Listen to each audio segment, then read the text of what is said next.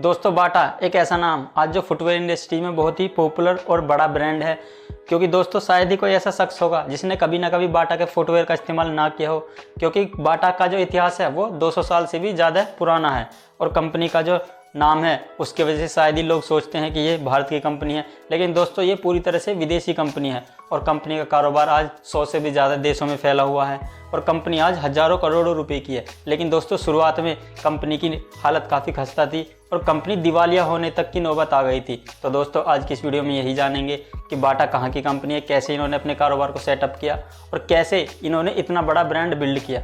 जानने को मिलेगा सब कुछ आज की इस वीडियो में। अगर आप चैनल पर पहली बार आए हैं तो हमारी छोटी सी यूट्यूब फैमिली के साथ जुड़कर इसको और भी बड़ा बनाएं, ताकि आपको भी ऐसी बिजनेस रिलेटेड वीडियोज़ लगातार मिलती रहें। और हाँ, अगर वीडियो पसंद आती है तो वीडियो के लिए एक लाइक और अपने दोस्तों के साथ भी इसको ज़रूर शेयर करें। दोस्तों बाटा कंपनी की शुरुआत की थी थॉमस बाटा ने।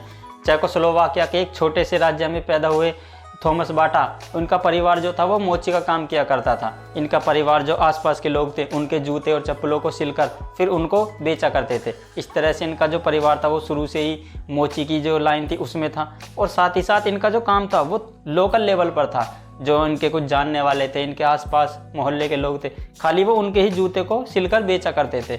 लेकिन थॉमस बाटा जब बड़े हो रहे थे तो उन्होंने देखा कि अपने इस कारोबार को क्यों ना और भी बड़े लेवल पर किया जाए। और जैसे जैसे उन्होंने अपनी पढ़ाई पूरी की, इसीलिए उन्होंने अपने परिवार से $320 लेकर और अपने ही भाई बहन और अपने ही परिवार के साथ मिलकर अपनी छोटी सी फैक्ट्री खोली। और उस फैक्ट्री को खोलने से पहले इन्होंने 2 सिलाई की मशीन भी किराए पर ली, जिससे ये जूतों का निर्माण कर सकें। इस तरह से इन्होंने अपना छोटा सा सेटअप गाँव में ही बनाकर तैयार कर लिया था। लेकिन अब थॉमस बाटा ने अपने इस कारोबार को शुरू तो कर दिया था, लेकिन उनको मार्केटिंग की या किसी भी कंपनी को बिल्ड करने की या उसको किस तरह से रन किया जाता है इसकी कोई नॉलेज ही नहीं थी। इसीलिए धीरे धीरे जो उनका कारोबार था ये काफ़ी ज़्यादा लॉस में जाने लगा। लोगों ने उनके जो फुटवेयर थे उनको बिल्कुल भी पसंद नहीं किया और साथ ही साथ इनके जो फुटवेयर थे उनकी क्वालिटी भी इतनी अच्छी नहीं थी, ना इनको बनाने का कोई प्रोसीजर पता था। इसलिए इनका जो पूरी तरह से वो कंपनी थी वो पूरी तरह से एक फ्लॉप शो साबित हुई। इस तरह से इनके ऊपर काफ़ी कर्ज भी हो चुका था और इस तरह से इनकी जो बनाई हुई छोटी सी कंपनी थी उसको इनको 1-2 साल के अंदर ही बंद करना पड़ा। अब यहाँ पर इनके लिए काफ़ी ज़्यादा डिमोटिवेशन हो चुका था, लेकिन अब इन्होंने यहाँ से हार नहीं मानी। अब ये वापस से फिर इंग्लैंड गए। इंग्लैंड की एक कंपनी में इन्होंने वहाँ की जो जूता कंपनी थी वहाँ पर काम किया और वहाँ पर सब चीज़ों की बारीकियों को सीखा, कैसे जूते को बनाया जाता है, कैसे उसको बेचा जाता है, कैसे उसकी मार्केटिंग की जाती है। इस तरह की जितनी भी बारीकियाँ थीं वो सब सीखकर उन्होंने 2 साल वहाँ काम करने के बाद फिर वापस से अपने देश में आकर फिर कुछ फंड इकट्ठा करके वापस से अपनी जो एक नई कंपनी शुरू की, क्योंकि अब इनको यहाँ पर ये फ़ायदा था कि इनको काफ़ी ज़्यादा स्किल इनके अंदर आ चुका था। जूते को कैसे बनाना है, कैसे उसकी मार्केटिंग करनी है, कैसे लोगों तक उनको पहुँचाना है, ये सब चीज़ की नॉलेज अब इनको आ चुकी थी। इसीलिए इन्होंने वहाँ पर एक छोटी सी कंपनी लेकर अपने चेकोस्लोवाकिया में ही और वहाँ पर अपना एक छोटा सा जूते का एक और कारखाना शुरू किया, जिसका नाम इन्होंने रखा बाटा शू कंपनी। और वहाँ पर ये बाटा के जो जूते थे उनको बनाकर लोगों को बेचने लगे थे। लेकिन अब इन्होंने देखा कि जो जूते के लिए चमड़ा उपयोग करते थे वो काफ़ी कॉस्टली था और काफ़ी हैवी भी था, जिससे जूता बनने के बाद काफ़ी हैवी हो जाता था और लोगों को उसमें काफ़ी अनकंफर्टेबल भी फील होता था। इसीलिए इन्होंने जूता बनाने के लिए कैनवस का उपयोग किया। कैनवस चमड़े की तरह ही दिखता था और चमड़े से काफ़ी लाइट वेट भी था और जिससे जूते की मजबूती 2 गुना हो जाती थी। इसीलिए इन्होंने अपने कैनवस के शूज बनाने शुरू किए। लोगों को ये कॉन्सेप्ट काफ़ी ज़्यादा पसंद आया, क्योंकि इनके जो कैनवस से बनाए हुए जूते थे लाइट वेट तो थे ही, साथ में उसके प्राइस भी काफ़ी कम थे, क्योंकि चमड़ा काफ़ी महंगा मिला करता था। इस तरह से इनका जो जूते बनाने के कारखाना था वो धीरे धीरे चलने लगा और 1912 के आने तक कंपनी का काम इतना बढ़ गया कि इन्होंने अपने जो कारीगर थे उनकी संख्या को बढ़ाकर भी 600 तक कर दिया और साथ ही जो और भी लोग थे उनको उनके घर पर ही काम देने लगे, जिससे कि इनकी कंपनी को काफ़ी ज़्यादा फ़ायदा हुआ। उत्पादन भी बढ़ा, साथ ही साथ उत्पादन बढ़ने के साथ साथ ही इनकी जो मार्केटिंग और बाकी सब चीज़ें थी इन पर भी इन्होंने काफ़ी ज़्यादा पैसा खर्च किया। देखते ही देखते जो इनके बाटा शूज़ थे वो काफ़ी ज़्यादा फेमस होने लगे।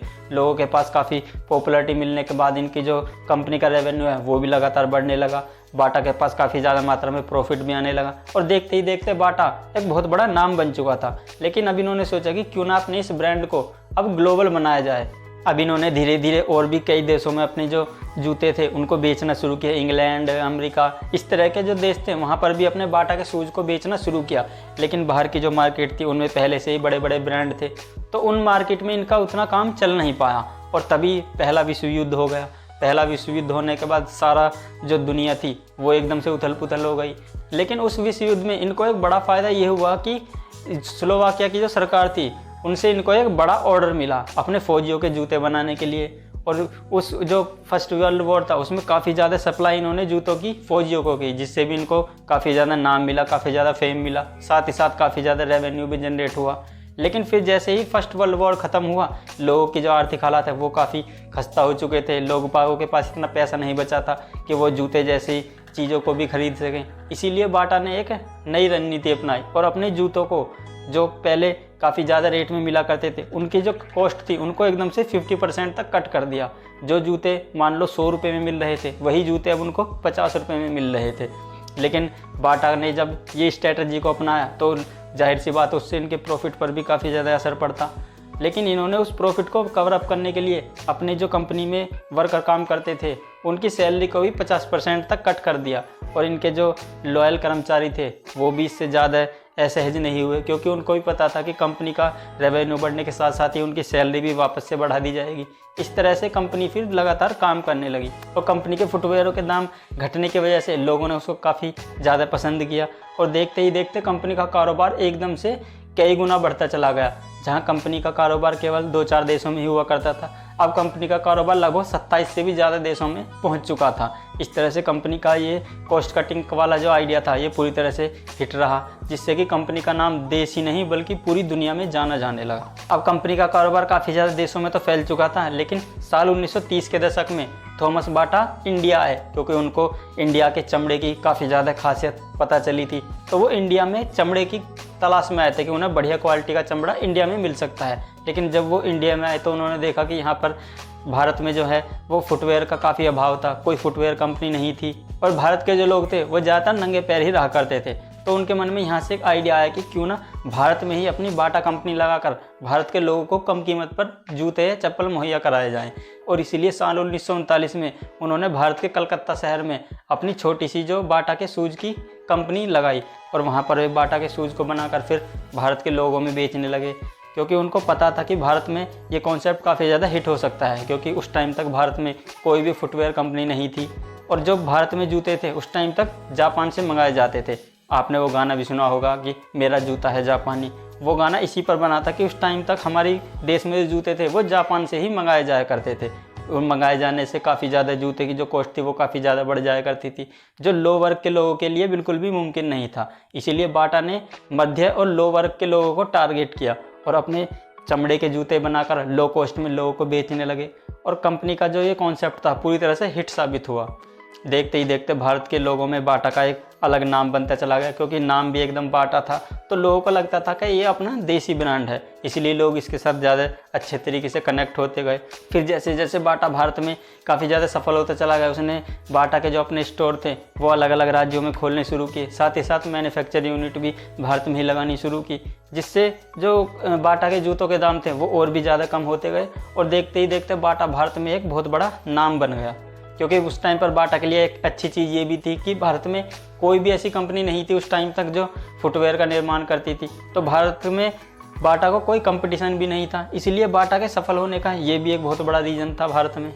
आज बाटा के देश में लगभग 1500 से भी ज़्यादा रिटेल स्टोर हैं, साथ ही साथ कंपनी में आज 9000 से भी ज़्यादा कर्मचारी काम करते हैं। इस तरह से कंपनी का जो भारत का कारोबार है वो काफ़ी ज़्यादा बड़ा है दोस्तों। साथ ही साथ कंपनी का जो IPO है वो साल 1973 में आया था और दोस्तों वो लगभग 400% से भी ज़्यादा रिटर्न दे चुका है, क्योंकि साल 1973 में जिस भी शख्स ने लगभग 30,000 के शेयर कंपनी के खरीदे थे, आज उन शेयर्स की कीमत लगभग 1 करोड़ रुपए से भी ज़्यादा है। तो इस तरह से आप कंपनी की ग्रोथ का भी अंदाज़ा लगा सकते हैं कि कंपनी की पिछले कुछ समय में कितनी ज़्यादा ग्रोथ हुई है। आज बाटा जूते के अलावा मोजे, केमिकल प्रोडक्ट्स, रबड़ के टायर और रबड़ से बनी हुई चीज़ें, इस तरह के काफ़ी सारे प्रोडक्ट भी बनाता है, जिस तरह से आज बाटा एक कंपनी न रहकर बाटा पूरा ग्रुप बन चुका है, जिसके अंदर काफ़ी सारी कंपनियां हैं जो अलग अलग तरह के प्रोडक्ट बनाती हैं। तो दोस्तों आज की इस बाटा की स्टोरी में इतना ही। वीडियो कैसी लगी कमेंट में अपनी राय ज़रूर दें। Thanks for your valuable time.